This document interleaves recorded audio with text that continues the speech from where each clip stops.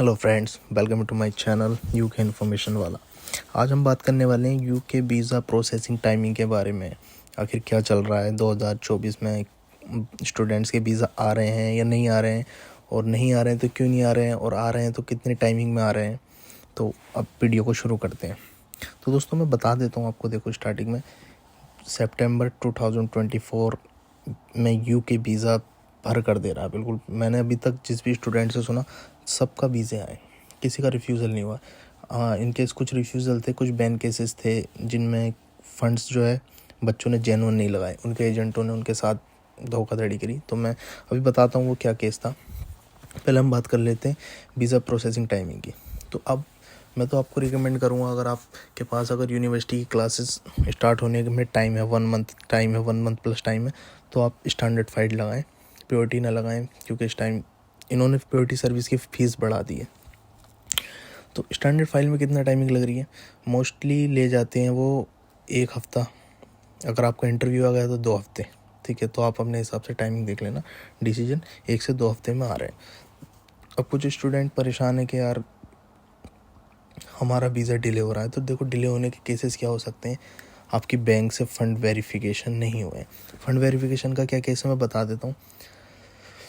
ये जो फ्रॉडगिरी चलनी शुरू हो गई है, उस वजह से अब एम्बेसी थोड़ी स्ट्रिक्ट हो गई है। तो वो क्या कर रही है, हर स्टूडेंट के फ़ंड्स को वेरीफाई कर रही है। उसके लिए बैंक को मेल डालती है, जिसमें आपके बैंक मैनेजर के पास ईमेल आएगा।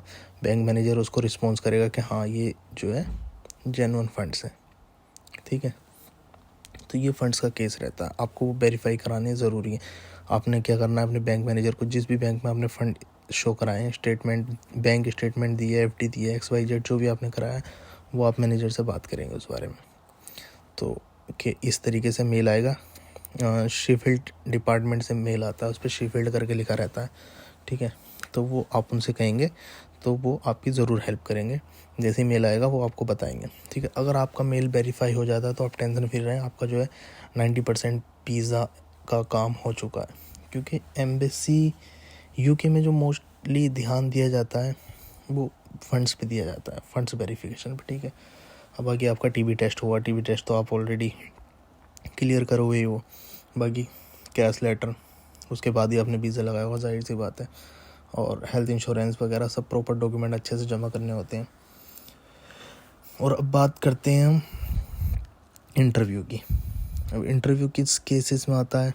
इंटरव्यू आता है, आपकी कम फीस होती है यूनिवर्सिटी को, आपने कम फीस डाली है, ये यूनिवर्सिटी आपकी थोड़ी क्या कह सकते हैं, सस्ती है, जो भी हो, ठीक है। तो उसमें जो है आपका एम्बेसी चेक करती है बच्चा पढ़ने ही आ रहा है या फिर ऐसे ही मुँह उठा कर आ रहा है। क्योंकि यहाँ क्या करते हैं, आते हैं बच्चे पढ़ाई छोड़ देते हैं। तो इंटरव्यू अगर आपका आया है तो उसमें भी डरने की कोई बात नहीं। इंटरव्यू भी मैंने वीडियो बना रखा है। इंटरव्यू में ज़्यादा कोई क्वेश्चन नहीं होते, वही यूनिवर्सिटी वाले जो प्रीकास्ट में क्वेश्चन होते हैं सेम रहते हैं। Why university, why course, why not choose any other university, why not choose any other country, why choose UK, same questions रहते हैं। आपकी फ़ीस, मतलब वही पूछेंगे जो आपका सिलेबस में है। सिलेबस मीन्स आपकी जो नॉलेज में है, आपकी यूनिवर्सिटी से रिलेटेड, आपकी चॉइस से रिलेटेड क्वेश्चन होंगे, आउट ऑफ फील्ड नहीं जाते हैं वो। तो ये रीज़न मैं आपको बता देता हूँ डिले होने का। एक आपका फंड्स का इशू रह सकता है, ठीक है, उसको ध्यान में रखना, फ़ंड वेरीफाई हुआ या नहीं। दूसरा आपका रह सकता है कि आपने यूनिवर्सिटी में कम फीस जमा की है या कुछ, तो उसमें यार वो प्रोसेसिंग में ना टाइम ज़्यादा ले लेते हैं, बच्चे पे ध्यान ज़्यादा देते हैं कि बच्चा पढ़ने नहीं जा रहा है। तो मैं तो कहूँगा आप जब भी आओ 50% प्लस फीस जमा करके आओ। बाकी आपको जो भी प्रॉब्लम है नीचे कमेंट बॉक्स में शेयर करें, मैं बताऊँगा कि क्या सोल्यूशन हो सकता है। जितना मेरी नॉलेज में होगा मैं उतना आपको उसका सोल्यूशन दूँगा। बाकी एक स्टूडेंट ने क्या किया था, अब उसके एजेंट ने फेक फ़ंड लगा दिए।